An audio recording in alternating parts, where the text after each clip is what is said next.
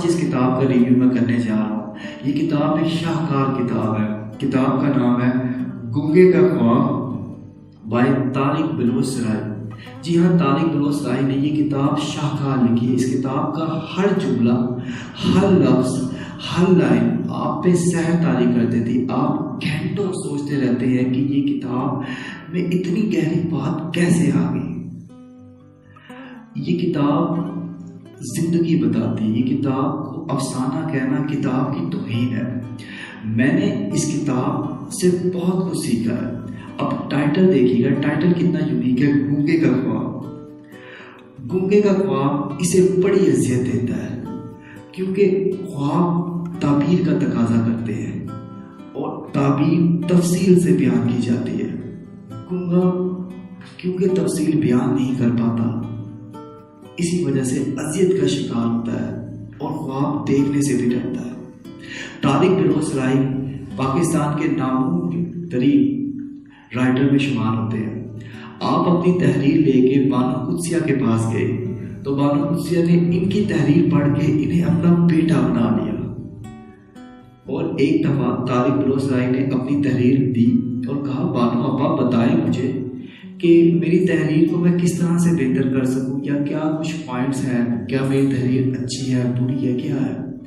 तो बानो आपा ने कहा, तारिक बेटा दुआ करो कि मैं तुम्हारी तरह अच्छा लिख सकूं। ये एजाज तारिक बिलोचराई साहब को हासिल है। अब मैंने इस किताब को किस तरह से लिया।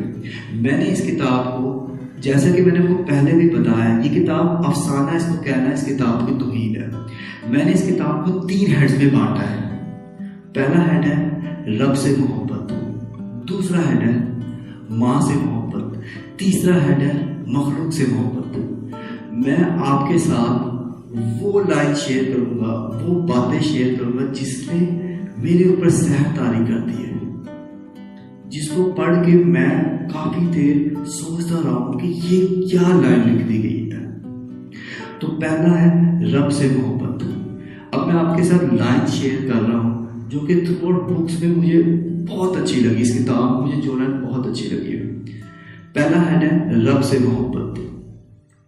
रब जिसे चुन ले इस पे तबसरा नहीं किया करते, इसका बस एहतराम किया करते हैं, इसकी इज्जत किया करते हैं। दुआ हमेशा अमल के साथ जुड़ी होती है। पुत्र अल्लाह के सामने सच बोलना सीख लो, वगरना मखलूक के सामने झूठ बोलना पड़ेगा। नमाज बंदगी नहीं, इजहारे बंदगी है। पुत्र सोने रब को कुर्बानी बड़ी पसंद है। रब के नजदीक मोअज़्ज़िज़ बनने का बेहतरीन तरीका कुर्बानी है। पुत्र रब के सामने मांगा करो, मखलूक से मांगने पे तो भीख ही मिला करती है। और सेकंड पोर्शन है माँ से मोहब्बत। ये मेरा सबसे फेवरेट पोर्शन है। माँ के दुपट्टे में बहुत सी गिरी लगी थी। मुझे शक है वो अपने सारे गम उसी में छुपाया करती थी। माँ तुम्हें तो रुसिया ना कर, माँ तुम्हें तो रुसिया ना कर, रब फिर मैनू मुंह नहीं लाता। माँ कहती थी अजनबी लोग नहीं लहजे हुआ करते हैं। जब तुम बिला वजह खुश रहना शुरू कर दो तो समझ लेना तुम्हारी माँ तुम्हारे लिए दुआ हुआ है। माँ कहती थी पुत्र ज्यादा सोचा ना कर, फासले दिलों के हो या जमीन के, वक्त को खा जाते हैं। सबसे ज्यादा विटामिन बाप की दुआ में है। माँ कहती थी मौत इंसान का कुछ नहीं बिगाड़ सकती। माँ कहती थी मौत इंसान का कुछ नहीं बिगाड़ सकती, इसे यादें मार देती है। कितनी खूबसूरत लाइन है। और थर्ड है मखलूक से मोहब्बत। क्या शानदार लाइन लिखी है। जर्रे जर्रे की रिप्लेसमेंट मौजूद है। जो अपनी जगह छोड़कर जाएगा दूसरा उसकी जगह ले लेगा। हमारी नादानी ये होती है कि हम अपनी जगह छोड़ देते हैं और इस चीज पे तवक्का करते हैं कि कोई हमारी जगह नहीं लेगा। जिंदगी ताखीर से बोले जाने वाले सच की तरह झूठी है। मेरा दादा कहता था, जिस मंडेर को चुप लग जाए वो मकान बन जाया करते हैं। वो घर घर नहीं रहते, मकान बन जाया करते हैं। और मकान सिर्फ मकड़ी के जालों के लिए बनते हैं। सुनो ख्वाब हो तुम मेरे, सुनो ख्वाब मत होना। डाकुओं का सरदार वली और दरवेश नहीं होता, सिर्फ डाकू होता है। सच की 3 स्टेजेस होती हैं। पहली स्टेज में सच का मजाक बनाया जाता है। दूसरी स्टेज में सच की बहुत मुखालफत की जाती है।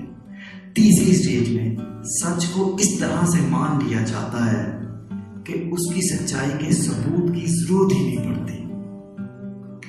इल्म की बारिश हमेशा आरजी की कुटिया पे होती है। और हाँ, कौम से मोहब्बत को मैं कैसे भूल गया, जो उस किताब में शाहकार लाइन लिखी हुई है, वो मैं आपके साथ शेयर जरूर करना चाहूंगा। गुलाम कौमों का मुकद्दर भी अजीब होता है, गुलाम कौमों का मुकद्दर भी अजीब होता है। अधूरी कहानियां, अधूरे अल्फाज, अधूरे ख्वाब, इन कौमों का मयार भी अजीब होता है। शरीफ को नादान, मक्कार को समझदार, कातिल को समझदार और दौलतमंद को बड़ा इंसान समझते हैं। ये लोग उस्ताद के साथ रिश्ते को छुपाते हैं और कोतवाल के साथ रिश्ते को बढ़ चढ़कर बताते हैं। राय को पहाड़ समझ के सर करने की कोशिश करते हैं और दौलत को मंजिल समझ के उम्र भर उसके पीछे भागते रहते हैं। अपनी पहचान छोड़ के मत जा पुत्र, अपनी पहचान छोड़ के मत जा पुत्र। पाकिस्तान हमारी पहचान है।